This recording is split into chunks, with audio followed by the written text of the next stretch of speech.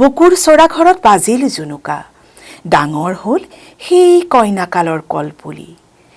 এদিন বুৱতী নদীৰ বুৱতী ঘাটত ঘট বৰাই আইয়ে তুলিলে পানী আয়তী জুৰিলে নাম জল ভৰি যশোদা পিছলৈ নাচাবা ঐ ৰাম সাগৰো আহিব ভাগিহে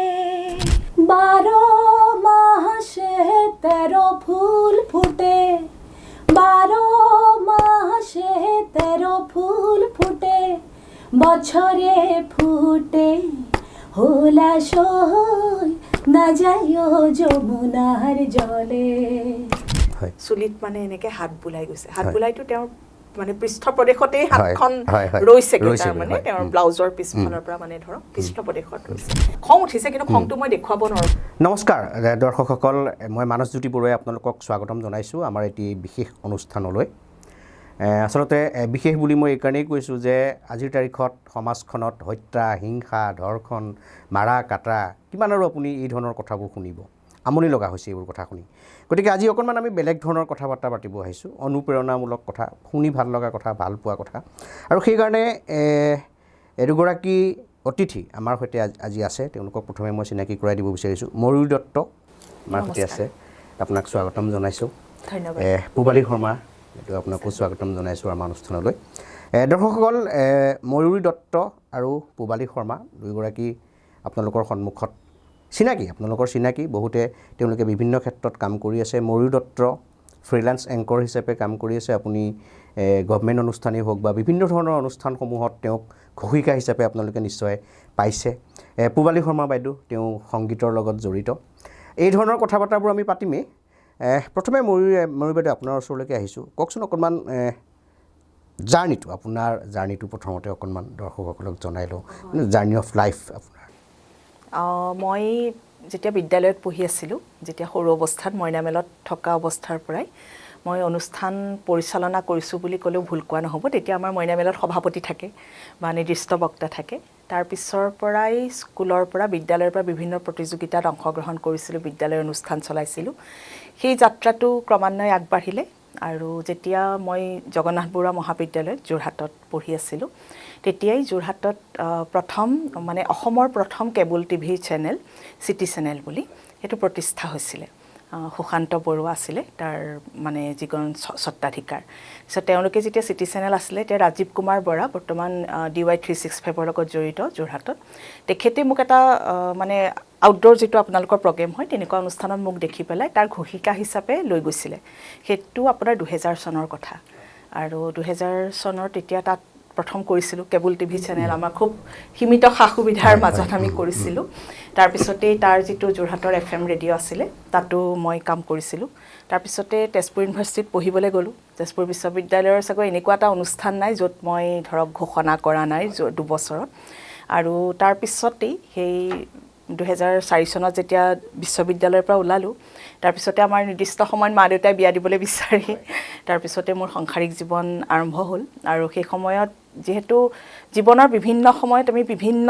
মানে নিজকে এটা ৰূপত দেখোঁ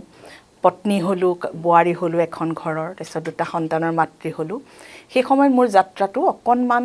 স্তিমিত হৈছে বুলি ক'ব পাৰি কাৰণ সেয়া দায়িত্বৰ ভাৰ সেই সময়ত বেছি আছিলে কিন্তু তথাপিও মই তাৰ পৰা আঁতৰি অহা নাছিলোঁ কাৰণ মনে ভাল পোৱা কাম এটা আছিলে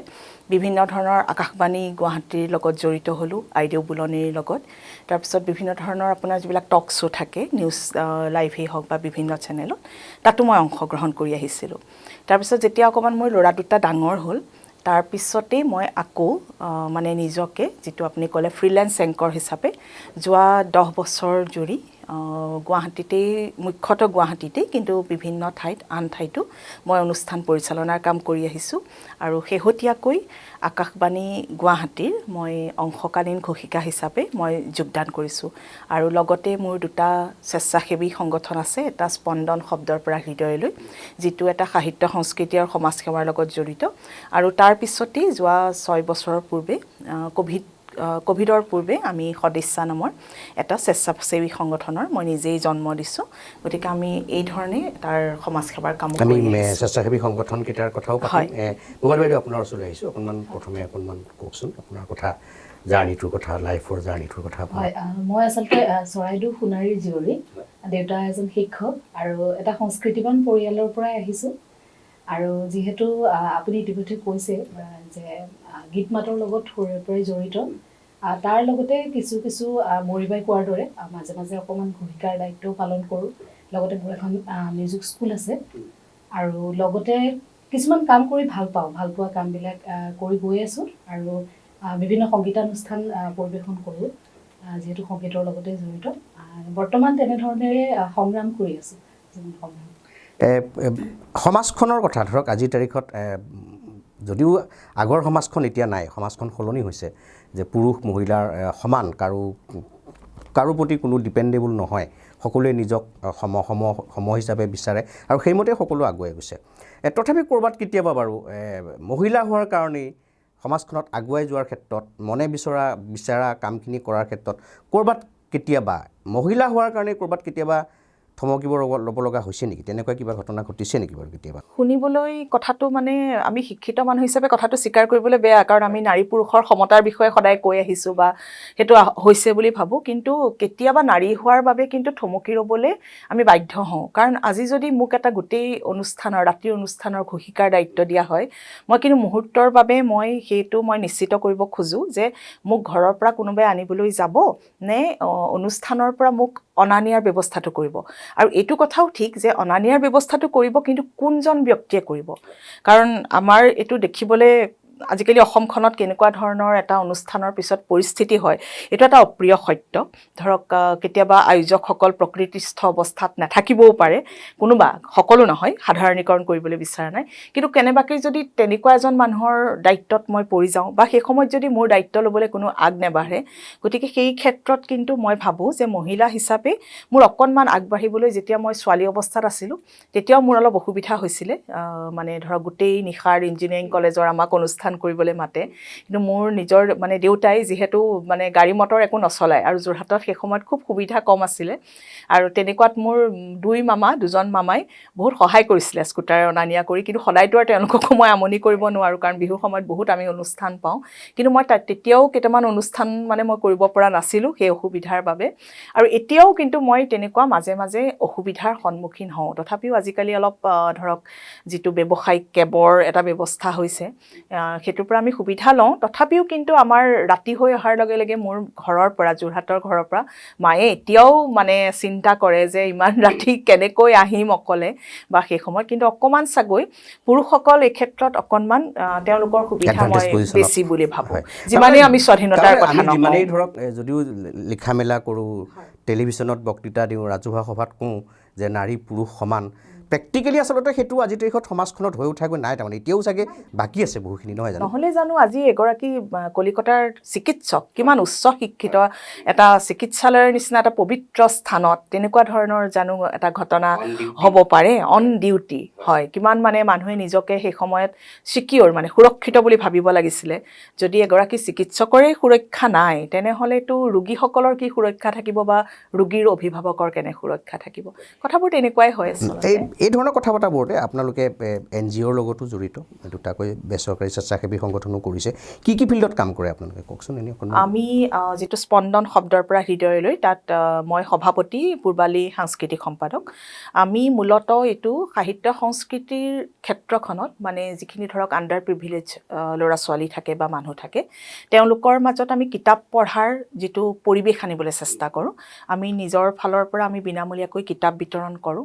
বা বিভিন্ন ধৰণৰ প্ৰতিযোগিতা পাতোঁ কেৱল চিত্ৰাংকন বা কবিতা আবৃত্তিয়ে নহয় আমি অসমীয়া হাতৰ আখৰ প্ৰতিযোগিতা পাতোঁ আৰু তাৰ লগতে হয় আৰু লগতে আমি ধৰক বিভিন্ন অলপ ব্যতিক্ৰমী অনুষ্ঠান পাতিবলৈ যত্ন কৰিছোঁ যেনে গল্প কথা অতনু ভট্টাচাৰ্য আৰু মিতালী দেৰ সেই অনুষ্ঠানটো আমি কেইবাবাৰো পাতিছোঁ আৰু তাৰপিছতে বিভিন্ন ধৰণৰ ব্যক্তিক আমাৰ মানে তেওঁলোকৰ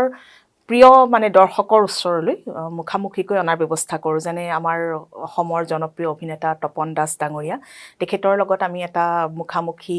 ব্যৱস্থা কৰিছিলোঁ কথা পতাৰ আৰু লগতে স্পন্দনৰ পৰা আমি দুগৰাকী ঘনিষ্ঠভাৱে জড়িত আমি 3টা প্ৰতিযোগিতা পাতি আহিছোঁ লক্ষেশ্বৰ হাজৰিকা 40 বছৰ অনুৰ্ধৰ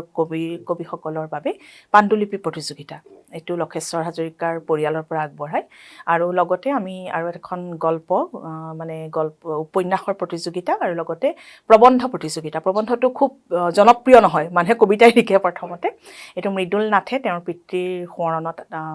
এই বঁটাটো আগবঢ়াইছে আৰু লগতে গীতালী বৰা তেওঁ ঔপন্যাসিক তেওঁৰ পিতৃৰ নামত আমাৰ আৰু এটা বঁটা আগবঢ়াইছে গতিকে আমি এই ধৰণেই সমাজখন সুন্দৰ কৰিব খুজিছোঁ আচলতে সাহিত্য সংস্কৃতিৰ দ্বাৰা আৰু যিটো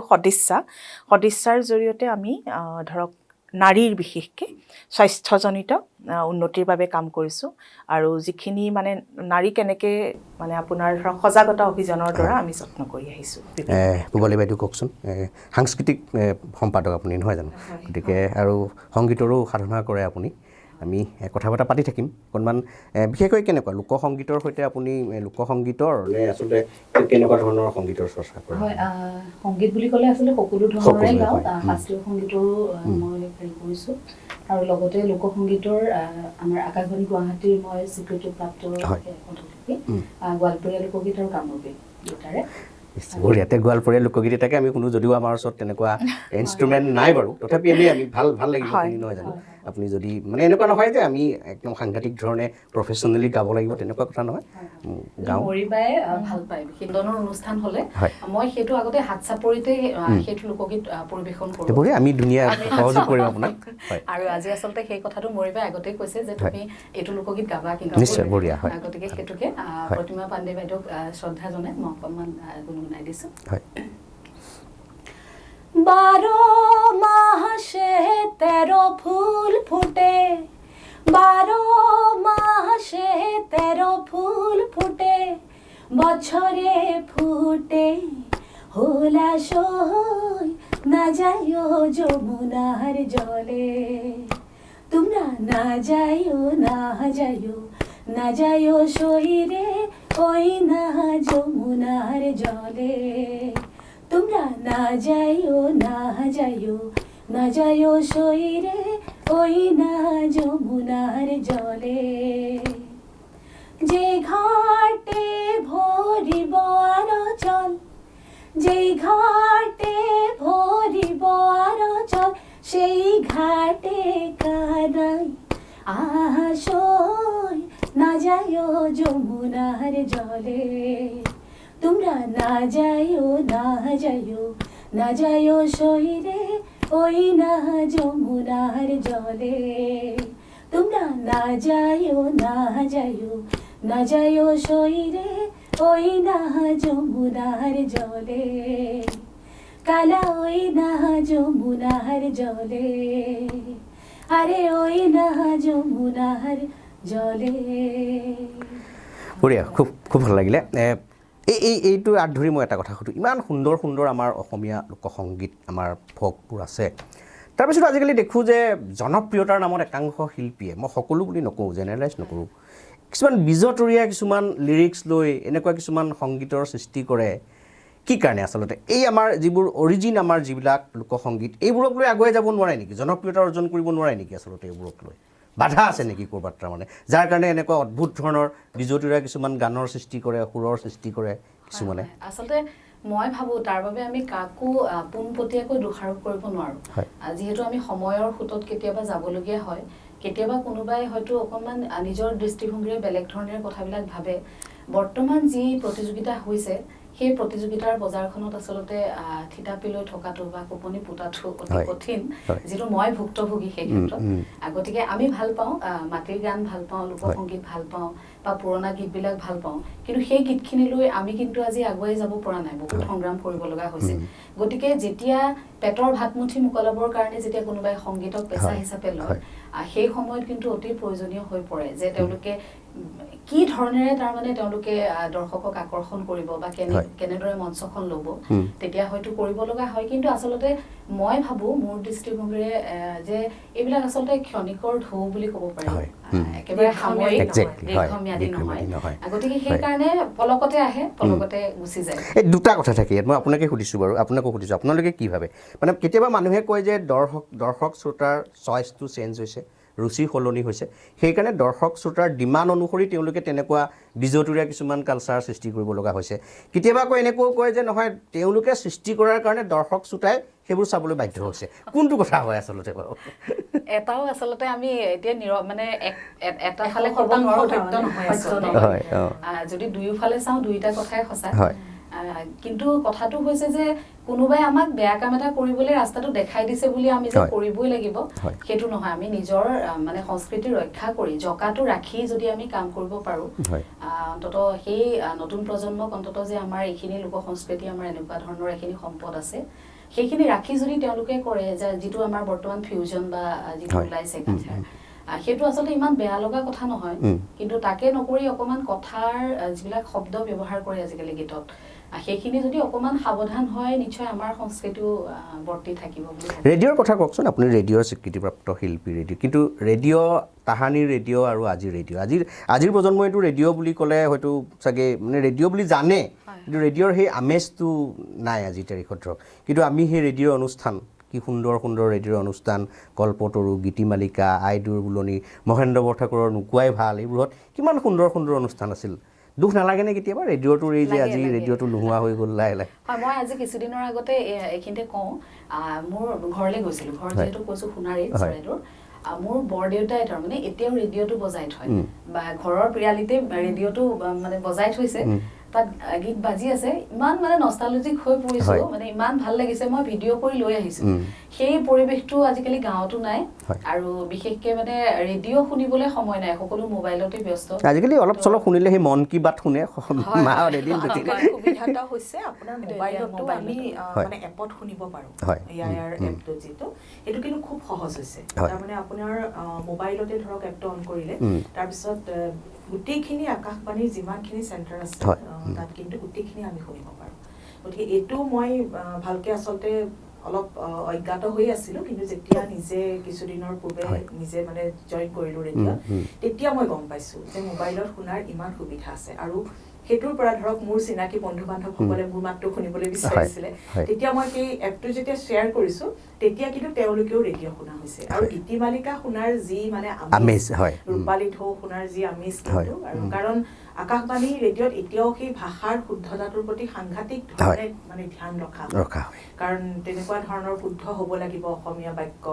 আৰু সেইটোৰ কাৰণে আকাশবাণী আচলতে আমি নিজেও চাগৈ ৰেডিঅ' শুনি যে ডাঙৰ হৈছোঁ সেইকাৰণে আমাৰ কথা কোৱা বা যিমান হ'লেও আমি ভাষাৰ শুদ্ধতাটো ৰক্ষা কৰিব এতিয়ালৈকে পাৰিছোঁ বুলিয়ে ভাবোঁ এই মুহূৰ্তলৈকে আৰু এতিয়া যে আপোনাৰ সন্মুখত বহিও আমি নিজৰ ভাষাতে কৰিছোঁ মাজে মাজে দুই এটা ইংৰাজী শব্দ ব্যৱহাৰ হৈছে তথাপিও আমি আৰু তো লগাই যে কথা কোৱা নাই এইটো ৰেডিঅ'ৰে প্ৰভাৱ মই ভাবোঁ যে ৰেডিঅ'ৰ প্ৰভাৱ আৰু আমি বাতৰি কাকত পঢ়াৰ প্ৰভাৱ সেইটো কাৰণে খুব ভাল লাগিছে নতুন কিবা এটা ভেঞ্চাৰ আপোনালোকে আৰম্ভ কৰিছে কওকচোন অকণমান সেই বিষয়ে অকণমান জানো আমি দুইগৰাকী মানে আমাৰ পৰিচয় হোৱা চাগৈ 11-12 বছৰমান হৈছে আৰু আমি যিমানেই কৈ থাকোঁ যে ছ'চিয়েল মিডিয়া বেয়া বা এনেকুৱা ধৰণৰ এটা মানুহৰ ধাৰণা থাকে আমি দুইগৰাকী কিন্তু প্ৰথম মানে ফেচবুকৰ দ্বাৰা চিনাকি অ'কে থেংকছ টু ফেচবুক তেনেহ'লে ছ'চিয়েল মিডিয়া বেয়া সদায় যে বেয়া হ'ব বা সকলো ক্ষেত্ৰতে বেয়া হ'ব নোৱাৰে কেতিয়াও কথাটো কৈছোঁ যে আমাৰ যিটো আপোনাৰ প্ৰথম NGO মই স্পন্দন শব্দৰ পৰা হৃদয়লৈ এইটো 2011 চনত প্ৰতিষ্ঠা হৈছিলে এইটো প্ৰথমতে ফেচবুকৰ এটা গোট আছিলে তাতে আমি মানে লগ হৈছিলোঁ তাৰপিছতে ইয়াক স্বেচ্ছাসেৱী সংগঠন হিচাপে মানে পঞ্জীয়নভুক্ত কৰা হ'ল আৰু ফেচবুকত যে লগ পালোঁ তাৰপিছতে আমাৰ দুগৰাকীৰ হয়তো সৰুৰে পৰা একেধৰণৰ সাংস্কৃতিক মন থকাৰ বাবেই হওক বা আমি চিন্তা চৰ্চাৰ মিল আছিল চিন্তা চৰ্চাৰ সাংঘাতিক আচৰিত ধৰণৰ এটা মিল আছিল যাৰ বাবে আমি যেতিয়া বিভিন্ন ধৰণৰ ধৰক কৰিছিলোঁ আমি স্থায়ীভাৱেও আমি ক'ৰবাত কাম কৰিছোঁ আপুনি চৰাইদেউৰ আৰু আপুনি মই যোৰহাটৰ তাৰপিছত আমি যেতিয়া মানে স্থায়ীভাৱে কাম কৰাৰ পিছতো সেই চাকৰিটো ধৰক বিভিন্ন অসুবিধাবশতঃ মই এৰিছোঁ যেতিয়া মই স্বাধীনভাৱে কিবা এটা কৰিম বুলি ভাবিলোঁ তেতিয়া পূৰ্বালীক কওঁ যে আমি দুগৰাকীয়ে মিলি কিন্তু কিবা এটা এদিন কৰিম তাৰমানে হয় এটা ইউটিউব চেনেল খুলিম কিবা এটা কৰিম তাৰপিছত যেতিয়া অকণমান ধৰক আজিকালি বৰ্তমান জীৱনৰ আমাৰ সংসাৰ বাঢ়িলে ল'ৰা ছোৱালী ডাঙৰ হ'ল ব্যস্ততা বাঢ়িলে হয় আৰ্থিক কথা এটাও আহিলে তাৰপিছত আমি দুগৰাকীয়ে ঠিক কৰি পেলাই হঠাতে আমি এখন দোকান মানে এটা ব্যৱসায় আৰম্ভ কৰিম বুলি ভাবিলোঁ ভবাৰ থাকোঁতেই আমি হঠাতে আমি এখন দোকানৰ খবৰ পালোঁ তাৰপিছত দুয়োগৰাকীয়ে তাৰ যুটীয়া প্ৰচেষ্টাত যোৱা 2 মাহ মানে হৈছে আমাৰ 2 মাহ মানে 3 মাহেই হ'ব আৰু আমি ভেটাপাৰা চাৰিআলিতে এখন ব্যৱসায়িক প্ৰতিষ্ঠান আৰম্ভ কৰিছোঁ ব্যৱসায়িক প্ৰতিষ্ঠানতে আমি দুগৰাকী আমাৰ যিহেতু দুইগৰাকী বিভিন্ন কাম থাকে তাৰ মাজতো মিলাই মিলি আমি ব্যৱসায়টো চালুকীয়া অৱস্থাৰ পৰা এতিয়াও চালুকীয়া অৱস্থাতে আছে কিন্তু সকলোৰে আশীৰ্বাদত অকণমান আগবঢ়াইছোঁ কি ধৰণৰ প্ৰডাক্ট কিহৰ আপোনালোকৰ ব্যৱসায়টো কিহৰ ওপৰত ব্যৱসায়টো আমাৰ মূলত আমি উপহাৰ সামগ্ৰী ৰাখিছোঁ এতিয়া যিহেতু মূলধন খুব কম আমি কাৰণ কাৰোপৰা আমি লোন লোৱা নাই এতিয়ালৈকে নিজৰ যিখিনি সাঁচতীয়া ধন আছে আৰু লগতে আমি আয়ুৰ্বেদিক কিছু বস্তু ৰাখিছোঁ আৰু ভৱিষ্যতে হয়তো আমি জেৰক্সৰ বস্তু ৰাখিম আৰু মানে আমি আৰু এটা কাম কৰিছোঁ এইটো আপুনি সোধাৰ আগতে মই কৈ দিছোঁ যিহেতু আমি দুগৰাকী আজি আমাৰ দুইগৰাকী মিলি পেলাই এটা ব্যৱসায়িক প্ৰতিষ্ঠান আৰম্ভ কৰিছোঁ কিন্তু এনেকুৱা বহুত মহিলা আছে যি এখন ব্যৱসায়িক প্ৰতিষ্ঠান আৰম্ভ কৰাত বহুত বাধাৰ সন্মুখীন হয় আৰ্থিক কেপিটেলৰ প্ৰভাৱ বা হয় এইটো নিশ্চয় গতিকে আমি তেওঁলোকৰ সামগ্ৰীসমূহ আমাৰ দোকানত ৰখাৰ ব্যৱস্থা ওকে তেওঁলোকৰ পৰা লৈ আহি আপোনালোকে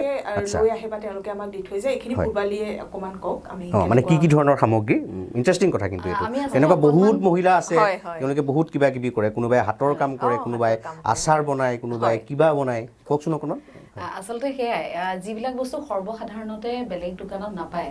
তেনেকুৱা আৰু বিশেষকৈ আমি মা পিকলছ বুলি এগৰাকী বা মান্না বাৰ নামটো ৰাজশ্ৰী বৰদলৈ তেওঁ নিজে বনায় নিজাতে বনোৱা আচাৰ সেইখিনি আমি ৰাখিছোঁ আৰু আমি এইটো চাওঁ মানে ফাৰ্ষ্টাৰীৰ যিটো চাৰ্টিফিকেট মানে আছে যিটো খাদ্য সামগ্ৰী সেইটো তেওঁৰ মানে তাৰ পৰা চাৰ্টিফিকেট পোৱা মানুহ বঢ়িয়া হয় তাৰ লগতে আৰু মানে হাতে বনোৱা এতিয়া অৰ্ণামেণ্টছ আনিছোঁ কিছুমান অলংকাৰ যিবিলাক আমাৰ সাধাৰণতে মহিলাৰ অকণমান দুৰ্বলতা থাকে গতিকে আৰু এতিয়া বিহু ওচৰ চাপি আহিছে গতিকে গামোচা হাতে বোৱা গামোচা বা যিটো মাটিশালৰ একেবাৰে আমাৰ যিটো মানে দেখিলেই ভাল লাগি যোৱা তেনেকুৱা আৰু সৰ্বসাধাৰণতে পোৱা মেচিন গামোচা বা তেনেকুৱা নহয় আৰু লগতে মোৰ বান্ধৱী এগৰাকীয়ে কৰে তেওঁ কলিকতাৰ পৰা ব্লাউজ আনে তাইক মই কৈছোঁ যে আমি দুজনীয়ে কথা পাতিছোঁ পাতি যে মানে আমি ইয়াতে ৰাখি থ'ম যেনেকৈ তোৰ হেৰি হয় তই আমি তেনেকুৱাকৈ কথা পাতি লৈছোঁ আৰু এগৰাকীয়ে তেনেকৈ স্ক্ৰীন প্ৰিণ্টিং কৰিছে মেখেলা চাদৰ খুব কম দাম নলবাৰীৰ পৰা আহি পেলাই দৰ্শকৰ বৰ সুন্দৰ কথা আপোনালোকে ইতিমধ্যে কথা আপোনালোকে নিশ্চয় শুনিছে ময়ূৰী দত্ত আৰু পূবালী শৰ্মা বাইদেৱে ধুনীয়াকৈ আপোনালোকৰ কথাখিনি কৈ আছে আপোনালোকে যদি অনুষ্ঠানটো চাই আছে বা আপোনালোকৰ কাৰোবাৰ আপোনালোকে যদি দেখিছে যে আপোনালোকৰ কোনোবা বাইদেউ কোনোবা পেহী কোনোবা মাহী বা কোনোবাই ঘৰত যদি এওঁলোকে কোৱাৰ দৰে কোনোবাই আচাৰ বনাই ভাল পায় কোনোবাই তাঁত বৈ ভাল পায় কোনোবাই হাতৰ কাম কৰি ভাল পায় কিন্তু প্লেটফৰ্ম নাই পোৱা তাৰ কাৰণে এটা প্লেটফৰ্ম নাই পোৱা যোগাযোগ কৰিব আমাৰ এই অনুষ্ঠানটোত আমি ধুনীয়াকৈ তেওঁলোকৰ কণ্টেক্ট নাম্বাৰ দি দিম আপোনালোকে কণ্টেক্ট নাম্বাৰত চাই যোগাযোগ কৰিব পাৰে আৰু মানে আপোনালোকে কাৰণ আপোনালোকৰ কাৰণে সকলোৰে কাৰণে সম্ভৱ নহয় নিজে এখন দোকান কৰি আউটলেট এটা কৰাটো কেতিয়াও সম্ভৱ নহয় গতিকে আপোনালোকৰ লগত যোগাযোগ কৰিব পাৰিব নিশ্চয় আপোনালোকে যোগাযোগ কৰিব হয় সুবিধা হ'ব ধুনীয়াকৈ যোগাযোগ কৰিব এটা ভাল প্লেটফৰ্ম ভাল কৰিব পাৰি হয় কওক যিহেতু এই ক্ষেত্ৰত আমাক কিন্তু বহুতে সহায়ো কৰিছে মই জুনেইনা বা অৰুণা বৌৰ কথা আমি নক'লে ভুল হ'ব পুৰঞ্জনা বুলি আছে বাইদেউ তেওঁ দিছপুৰ কলেজত কৰে তেওঁলোকে তাৰমানে আহি এই যে যিটো প্ৰচাৰৰ কথাটো নকয় বাকী তেওঁলোকে নিজাকৈ যিমান পাৰে আৰু বহু কেইগৰাকী আছে তেওঁলোকে সদায় আমাক মানে বেলেগ ধৰণেৰে মানে ছাপোৰ্ট কৰি আহিছে সহযোগ কৰি আহিছে গতিকে সেই নামখিনি বহুত আছে আৰু এইটো মানে কথাটো এনেকুৱা আমাৰ সমাজত এটা কথা আছে ন মানে মহিলাই মহিলাৰ শত্ৰু বুলি মানে কোৱা যায় কিন্তু আমি মানে সেই পৰিধিটো ভাঙি দিছোঁ কাৰণ আমি মহিলা বাৰু মহিলাই আমাৰ কাৰণ এজন পুৰুষ কেতিয়াও মাতৃ হ'ব নোৱাৰে সেইটো একদম সত্য কথা আমাৰ মাতৃত্বৰ আমাৰ গুণ থাকে মৰম চেনেহ থাকে কিন্তু আমি যে প্ৰথমতে এজন ব্যক্তি আমি নিজকে আচলতে সদায় এজন ব্যক্তি হিচাপে আমি আগবাঢ়িছোঁ এজন মানুহ হিচাপে আগবাঢ়িছোঁ গতিকে সেইকাৰণে সেই পৰিধিটো ভাঙিবলৈ হয়তো সহায় হৈছে কাৰণ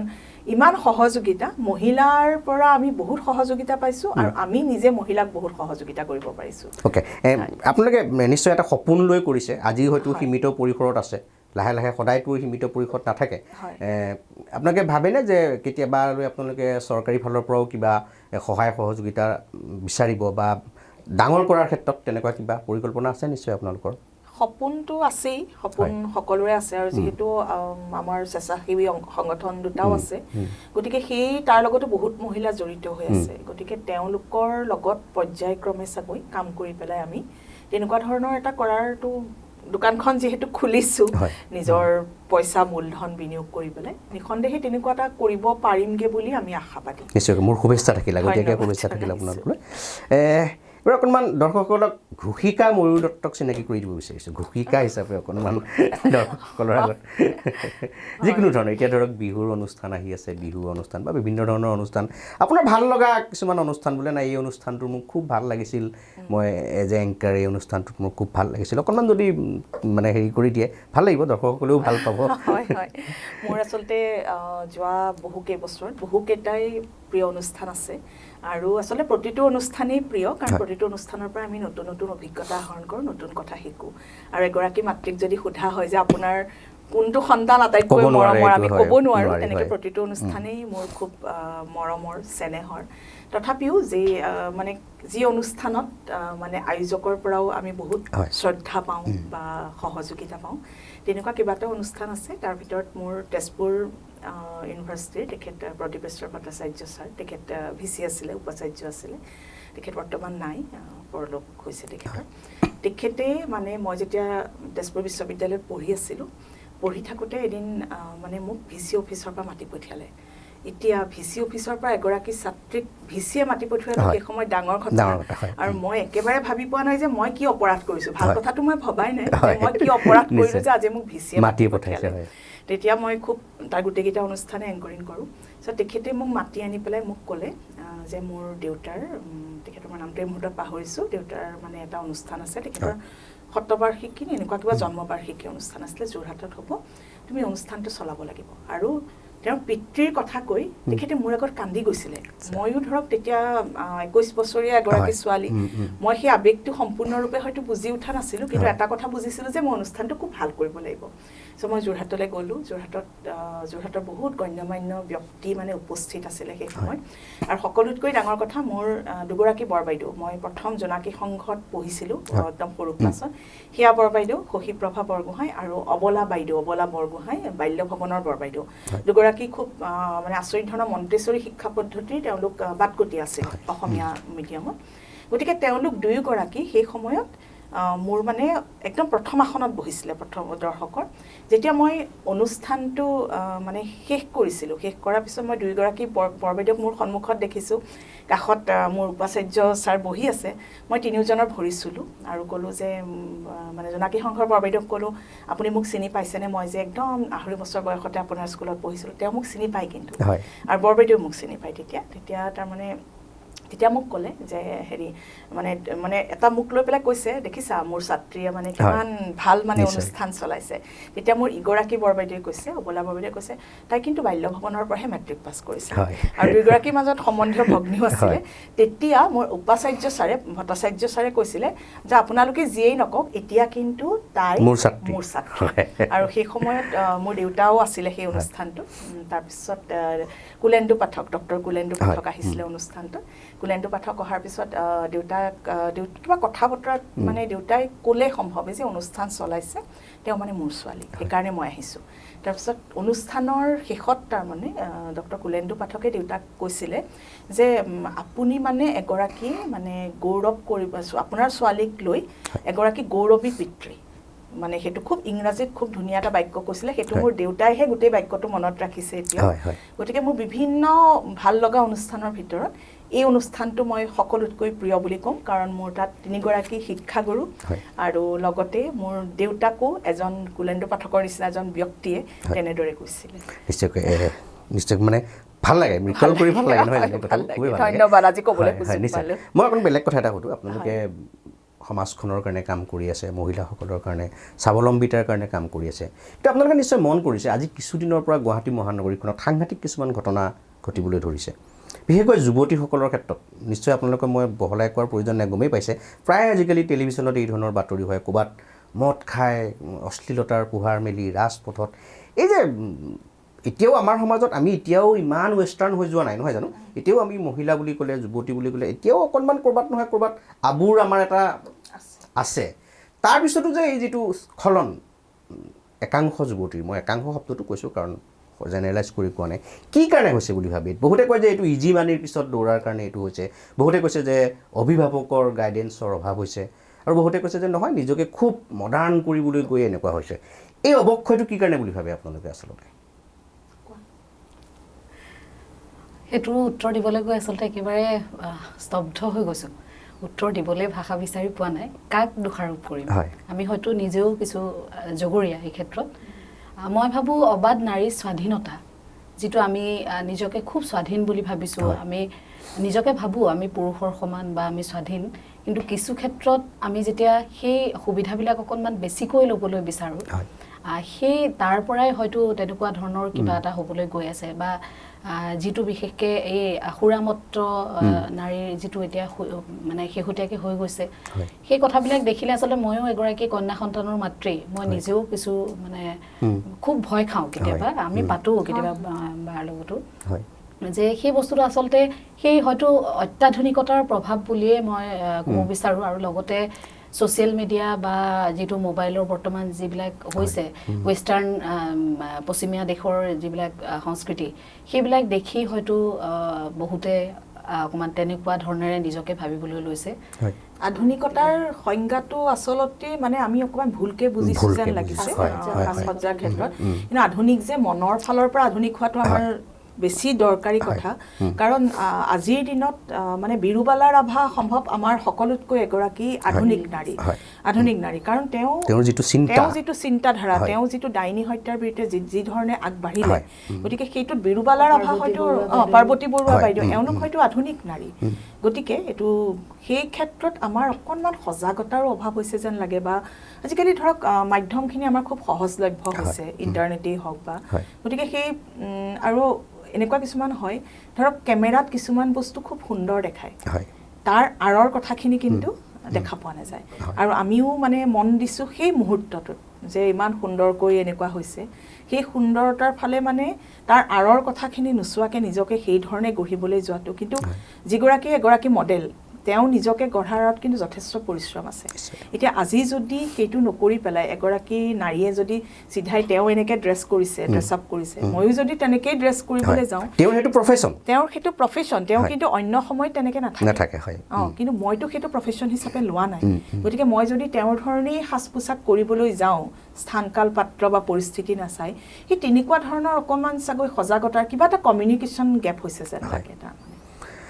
এগৰাকী গৃহিণী এগৰাকী মাতৃ সন্তানৰ মাতৃ তাৰ পিছতো এই ধৰণৰ কথাবাৰ্তাবোৰ সমাজসেৱাবোৰ কেনেকৈ মিলাই ক'ৰবাত কেতিয়াবা অসুবিধা নহয়নে মিলাবলৈ টাইমিং খেলি মেলি হৈ নাযায়নে বাৰু খেলি মেলিটো হয়েই দেই খেলি মেলি নহয় বুলি নকওঁ কিন্তু মই মানে সদায় এটা কথা বিশ্বাস কৰোঁ আমি যে কওঁ সময় নাই এইটো মানে সম্পূৰ্ণ মোৰ দুখ কিন্তু কাৰণ সময় মিলাব পাৰিলে আসলে বহুত কাম কৰিব পাৰি তাৰ মাজতো আমাৰ ঘৰকেইখনৰ বা সন্তান কেইটিৰ সহযোগিতা আছে তেওঁলোকে সৰুৰে পৰাই দেখিছে আমাৰ দুইগৰাকীৰ ঘৰতো দেখিছে যে কেনেকৈ আমি কষ্ট কৰোঁ বা কেনেকুৱা ধৰণে কাম কৰি আহিছোঁ সৰুৰে পৰা চাগৈ তেওঁলোকৰ এই ছেটআপটো আছে নেকি মনত যে মায়ে যে আজি গৈছে ধৰক আপোনাৰ ইয়ালৈকে আহিছে এটো মানে তেওঁলোকৰ কাৰণে এটা গৌৰৱৰ বিষয় নকয় মামাৰ আগত নকব পাৰে কিন্তু তেওঁলোকে মানে ভালেই পায় আৰু সেইমতেই এটা ৰুটিনৰ নিচিনা হৈ গৈছে যে ইমান সময়ত উঠিব লাগিব বা এনেকে নিজৰ কামখিনি কৰিব লাগিব ভাগৰ লাগে কাৰণ এতিয়া বয়স বঢ়াৰ লগে লগে আজি 10 বছৰ আগৰ নিচিনা মই কষ্ট কৰিব নোৱাৰো তথাপিও মানে এটা অভ্যাস হৈ গৈছে যে এটা ৰুটিনত আবদ্ধ জীৱন হিচাপে মোৰ কেতিয়াবা আগতে দুখ লাগে এতিয়াও লাগে তেতিয়া মানে মই ভাবো যে গোটেই প্ৰকৃতিখনেই ৰুটিনত আবদ্ধ কাৰণ সদায়তো সূৰ্য পূবফালে ওলায় গতিকে তেনেকে ময়ো নিৰ্দিষ্ট সময়ত আৰু এইখিনি দায়িত্বটো পালন কৰিয়ে আমি আগবাঢ়িব লাগিব আৰু সকলোকে লৈ সমানে আগবঢ়াত মানে খুব সুখ আছে সেইখিনি সময়ৰ কথাটো আপুনি খুব ভাল কথা এটা ক'লে যে সময় নাই কথাটো শুদ্ধ কথা নহয় আচলতে মিলাব পৰা কথাটো কেনেকৈ আচলতে সজাই ল'ব পাৰিছে ৰুটিন নহয় জানো নতুন কি ধৰণৰ পৰিকল্পনা আছে কওকচোন আপোনালোকে ধৰক হেৰি কথাটো ক'লে আপোনালোকৰ ব্যৱসায়িক প্ৰতিষ্ঠানটোৰ কথা কৈছে সমাজৰ কাৰণে নাৰীসকলৰ কাৰণে আৰু কি ধৰণৰ পৰিকল্পনা আছে আপোনালোকৰ কওকচোন বাৰু কেনেকৈ কি আগবাঢ়িব বিচাৰে কি কৰাটো বিচাৰে কেনেকৈ কি অকণমান যদি পৰিকল্পনাটো মৰিবাই ভালকৈ ক'ব পাৰিব পৰিকল্পনা মানে তেওঁ বিশেষকৈ সাংস্কৃতিক জগতখনৰ লগত আচলতে বেছি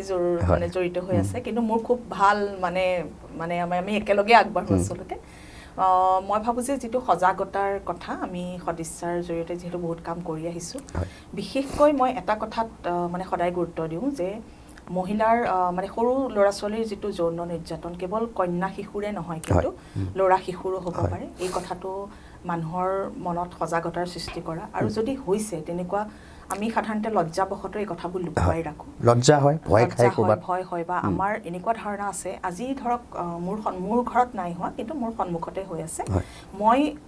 কৰ্তৃপক্ষক নজনাও এটা কাৰণেই যে মই জনালে মই জনাইছোঁ বুলি গম পালে সেই মানুহজন আজিকালিতো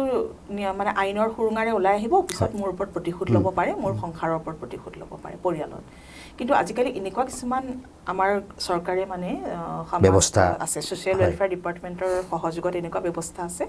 যে আপোনাৰ মোবাইলৰ পৰা ধৰক আমি 100 যদি ডায়েল কৰোঁ আমি জানোৱেই পুলিচে লগত সংযোগ হ'ব আৰু 100 ডায়েল কৰাৰ পিছত যদি মহিলাৰ হয় তেতিয়াহ'লে 181 নম্বৰ তেওঁলোকে যোগাযোগ কৰাই দিব বা শিশুৰ যদি হয় যেটো চাইল্ড লাইন নাম্বাৰ 1098 হেতু যিকোনো মানুহে আপোনাৰ ডায়েল কৰি নিজৰ মোবাইলৰ পৰা কথাটো জনাব পাৰে আৰু পৰিচয়টো গোপনে ৰাখে পৰিচয়টো তেওঁলোকে গোপনে ৰাখে আৰু কোনোবা মহিলা যদি গাৰ্হস্থ্য হিংসাৰ বলি হৈছে খবৰটো যদি পায় তেওঁলোকৰ ফালৰ পৰা সেই মহিলাগৰাকী জুতেই আছে তোৰ পৰা নি পেলাই আমাৰ ওৱান ষ্টপ হোম আছে ওৱান ষ্টপ হোমত 5 দিনৰ কাৰণে ৰখাৰ ব্যৱস্থা কৰা হয় 5 দিনৰ কাৰণে তাত সম্পূৰ্ণ বিনামূলীয়াকৈ থকা খোৱাৰ ব্যৱস্থা কৰি তাৰপিছত তেওঁৰ পৰিয়ালৰ মানুহ আহিলেও তেওঁলোকক মতা হয় মতা হোৱাৰ পিছত তেওঁলোকৰ লগত আলোচনা কৰি যে মহিলাগৰাকী যদি যাবলৈ ইচ্ছা কৰে যাব পাৰে আৰু যদি তেওঁ যাবলৈ ইচ্ছা নকৰে তেওঁ কিন্তু 5 দিন ৰখাৰ পিছত এটা মানে যেটো ডেসপিটিউট ওমেনৰ এটা হোম থাকে তালৈ পঠিয়াই দিয়া হয় আৰু তেওঁৰ সংস্থাপনৰ ব্যৱস্থা কৰা হয় আমাৰ সুবিধা বহুত আছে কিন্তু আমি নাজানো এই গাৰ্হস্থ্য হিংসাটো কিন্তু বৰ সাংঘাতিক ধৰণে বাঢ়িছে আজিকালি কথা চাবলৈ গ'লে আৰু আমি এতিয়া সংবাদ মাধ্যমৰ লোক জড়িত বা আপোনালোকেও গম পায় এইবোৰ কথা আপোনালোকেও জানে একে আমি প্ৰায় একে ফিল্ডৰে মানুহ এনেকুৱা কিছুমান ঘটনা ৰিপৰ্ট হয় আজিকালি মানে ভাবিব নোৱাৰি মানে একদম মুখেৰে উচ্চাৰণ কৰিব নোৱাৰি মানে এনেকুৱা হয়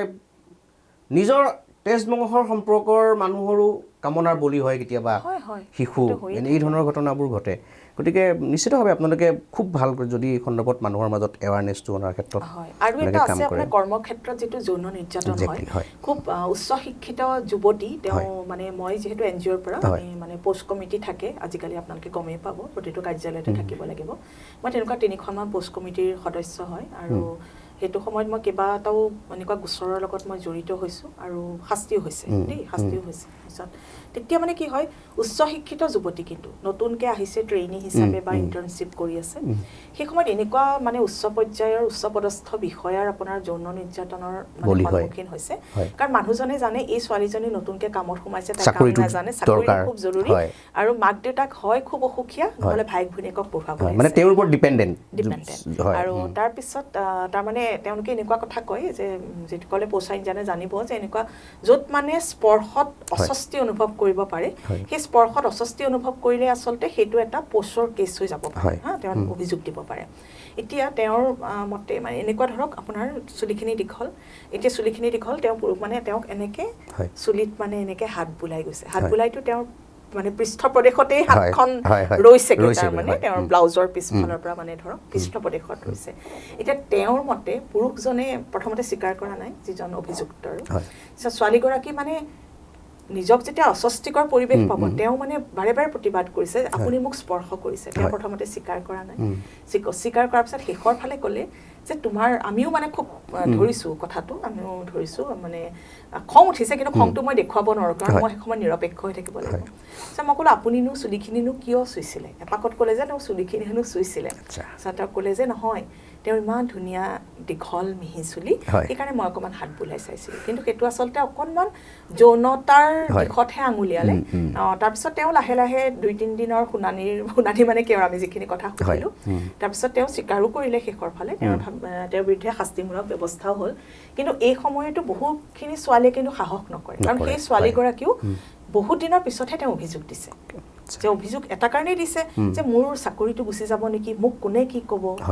মোক মানে অমুকে আৰু এনেকুৱা হয় যে মহিলাৰ লগত হ'লে কি হয় মহিলাগৰাকীক দোষাৰোপ কৰা হয় যে তুমি কিবা চল দিলা নেকি প্ৰথম এইটোৱে আহে যে তুমি তেওঁক কিবা এটা চল দিলা যাৰ কাৰণে তুমি আজি এনেকুৱা ব্যৱহাৰৰ সন্মুখীন হ'লা আন নালাগে আমি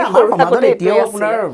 ধৰ্ষণ কেছ এটা হ'লে এতিয়াও কয় যিহে কাপোৰ পিন্ধে কিয় ধৰ্ষণ নহ'ব এতিয়াও এনেকৈ কোৱা মানুহ আছে আমাৰ সমাজত এতিয়া এনেকুৱা কয় গতিকে এইটো সজাগতাটো আমাৰ নগৰাঞ্চলত আহিছে বুলিয়ে ভাবিছোঁ নাই অহা তথাপি অলপমান আহিছে কিন্তু গাঁৱে ভূঞে সজাগতা খুব কম মানে এইটো সজাগতা অনাটো মানে আমি প্ৰত্যেকৰে যিসকল চিভিক সেন্স থকা মানুহ আৰু মই এইটো জড়িত হৈ থাকিবলৈ মানে সদায় বিচাৰি থাকিম নিশ্চয় ঠিকে আছে আমাৰ সময় হৈ আহিছে লাহে লাহে আমি শেষ কৰিম বাৰু অকণমান কবিতা পাঠ কৰি দিয়ক ভাল লাগিব শুনি ভাল লাগিব আমি বিভিন্ন ধৰণৰ কথা পাতি আছোঁ তাৰ মাজতে অকণমান কবিতা পাঠ বা বাইদেউ অলৰেডি সুন্দৰ এটা গীত গাইছে তেওঁ এইটোতে আকৌ অকণমান নিশ্চয় গুণগুণাব পাৰিব মই দুয়োগৰাকীক একেলগেই বিচাৰিছোঁ হয় হয় মোৰ শিক্ষাগুৰু আছিলে জ্যোতিৰেখা হাজৰিকা বাইদেউ তেখেতৰ এখন কবিতা পুথি আকৌ বৃন্দাবন এখন তেখেতে মোক উপহাৰ দিছিলে মই তেজপুৰ ইউনিভাৰ্চিটিত পঢ়িবলৈ যাওঁতে ইয়াত এটা কবিতা আছে এই কবিতাটো মানে মই বহুত ঠাইত নাৰী দিৱসতে হওক বা অন্য কথাতেই হওক পাঠ কৰোঁ কবিতাটিৰ নাম হৈছে আত্মকথা আই বুলি মোক মাতিবৰ দিনৰে পৰা মোক আই বুলি মতালৈকে এক দীঘল পৰিক্ৰমা জলকুণ্ডত সাঁতুৰি নাতুৰি মই বাট বিচাৰোঁতে আই ছটফটাইছিল যন্ত্ৰণাত আৰু মৃত্যুজিনি যাচিছিল বুকুৰ অমৃত পিয়াস ক্ৰমশঃ কল কলনি আৰু থুনুক থানাক খোজেৰে বালিঘৰ আৰু কইনা দৰা খেলেৰে পাৰ হৈছিল মোৰ শৈশৱ চঞ্চলা এটি হৰিণী পোৱালীৰ দৰে জাপ মাৰি পাৰ হৈছিলোঁ কৈশোৰৰ দেওনা কলপুলি এটাক দৰা সাজি আয়তীয়ে খেলিলে এদিন কইনা দৰা মন চোতালত আঁকি লক্ষ্মণ ৰেখা আয়ে সকিয়নি দিলে আগ পিছাই খোজ দিবি বাচা কৃষ্ণচূড়াৰ ৰং সিঁচি উজাই আহিল বহাগ বুকুৰ চৰাঘৰত বাজিল জুনুকা ডাঙৰ হ'ল সেই কইনাকালৰ কলপুলি এদিন বুৱতী নদীৰ বুৱতী ঘাটত ঘট ভৰাই আইয়ে তুলিলে পানী আয়তীয়ে জুৰিলে নাম জল ভৰি যশোদা পিছলৈ নাচাবা ঐ ৰাম সাগৰো আহিব ভাগিহে মোৰ ভৰি কুটে কুটাই ডিঙি কুটে কুটাই শিৰৰ চিৰিয়েদি পুৱাৰ সুৰুজ নামি কপালত চিকেমিকাই তৃতীয় প্ৰহৰৰ ৰাতি ফুলিল শেৱালি শোৱাগুৰি তুলিয়াই আয়ে তেওঁক আনিলে আদৰি উমলা চোতালত জ্বলিল মিলন হোমৰ জুই লগুণ গাঁঠিৰ অমুক বন্ধনেৰে বাট খালোঁ তেওঁৰ সতে আখৈ আহুতি দি সাতখিলা গচকি পাণ এৰিলোঁ মোৰ জিৰণি ঘৰ উৰুঙা বৰভাতলিত বিদায় বাঁহীৰ সুৰ বৰ ঘৰ শুৱনি জীয়ৰী ছোৱালী ঐ ৰাম উলিয়াই দিবলৈ টানেহে চতুৰ্থ প্ৰহৰৰ ৰাতি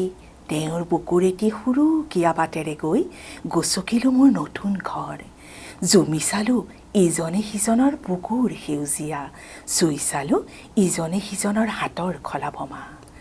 যেতিয়া তেওঁৰ স্পৰ্শেৰে উৰ্বৰ হৈ উঠিল মোৰ বুকুৰ সেউজীয়া আকাশত বাঢ়ি আহিল এটি কণমানি কাচিজোন আৰু মই গৰকিলোঁ মোক আই বুলি মতালৈকে এক দীঘল পৰিক্ৰমা ধন্যবাদ সুন্দৰ খুব মানে নাৰীৰ জীৱন গাথা আৰম্ভণিৰ পৰা খুব ভাল লাগিলে দুয়োগৰাকীলৈ বহুত বহুত শুভেচ্ছা থাকিল অভিনন্দন জ্ঞাপন কৰিছোঁ ধন্যবাদ নতুন ব্যৱসায়িক জাৰ্ণিটো সমান্তৰালকৈ বাকী আপোনালোকৰ যিখিনি সামাজিক সাংস্কৃতিক সকলোখিনিত ভাল হওক আপোনালোকৰ আগুৱাই যাওক আপোনালোকে আৰু আপোনালোক আন বহু সমাজৰ বহু মহিলাৰ আপোনালোক আদৰ্শ হওক আপোনালোকে যি বাটেৰে বাট বুলিব সেই বাটেৰে সমাজখন আগুৱাই যাওক ভাল হওক সকলো ফালৰ পৰা ভাল হওক এয়াই কামনা কৰিছোঁ আপোনালোকলৈও আমি ধন্যবাদৰ কৃতজ্ঞতা জনালোঁ কাৰণ দুয়োগৰাকীকে একেলগে মাতি আনি আমাৰ বহুত মনৰ কথা আমি এনেকুৱা কথা কিছুমান কৈছোঁ হয়তো মই আগতে কেতিয়াও ক'তো কোৱা নাই তাৰ বাবে আন্তৰিক ধন্যবাদ জনালোঁ আপোনাক লগ পাম কেতিয়াবা আকৌ ধন্যবাদ জনাইছোঁ আৰু লগতে আগন্তুক ৰঙালী বিহু নিশ্চয় বিহু আহি আছে আপোনালোকৰো বিহুৰ কাৰণে বিহু শুভেচ্ছা থাকিল ধন্যবাদ